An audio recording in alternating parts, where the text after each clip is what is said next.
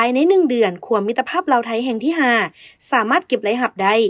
47.5 ตื้อกว่ากีบท่านคำลาหลวงแสงเพชรหัวหน้าคณะคุ้มครองด้านสากลขัวมิตรภาพแห่งที่5แขวงบริคำไซบึงกาฬได้ให้สัมภาษณ์ต่อสื่อมวลชนว่าขัวมิตรภาพลาวไทยแห่งที่5แขวงบริคำไซบึงกาฬได้เปิดอย่างเป็นทางการในวันที่25ธันวาคม2025และได้เปิดบริการให้ประชาชนไปมาหาสู่ในวันที่27ธันวาคม2025ผ่านการเปิดบริการในระยะ2เดือนผ่านมาฮอดปัจจุบัน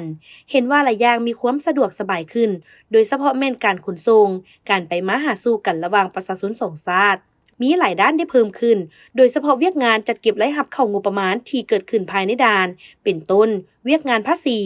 ซึ่งในปี2026ขั้นถึงได้กำหนดแผนจัดเก็บรายรับแม่น350ตึกกีบผ่านการจัดเก็บรายรับในระยะ1เดือนปี2026นี้สามารถจัดเก็บรายรับได้ 47.5 ตึกกว่ากีบมีพลเมืองลาวและชาวต่างประเทศเดินทางเข้ามาสปป.ลาวมีประมาณ 6,800 กว่าเทื่อคนและเดินทางออกประมาณ 7,500 กว่าเทื่อคนเคียงคู่กับข้อสะดวกด้านสากลแห่งที่5แม่นหาก็เปิดขึ้นใหม่เห็นให้การบริการบางอันยังยุ่งยากสินค้าที่นำใช้ภายในมีทะยังเพิ่มขึ้นและสินค้าที่นำเข้าแล้วส่งไปประเทศที่3ยังมีลักษณะคล้ายคือเก่า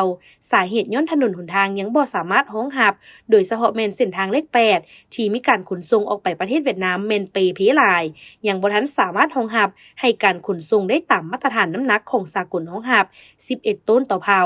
นี่คือเหตุผลเฮ็ดให้ผู้ประกอบการบ่ค่อยอยากมาถ้ามาก็ต้องมีการเคียนไทยสินค้าเฮ็ดให้พบความยุ่งยากหลายขึ้นและปัญหาอื่นๆ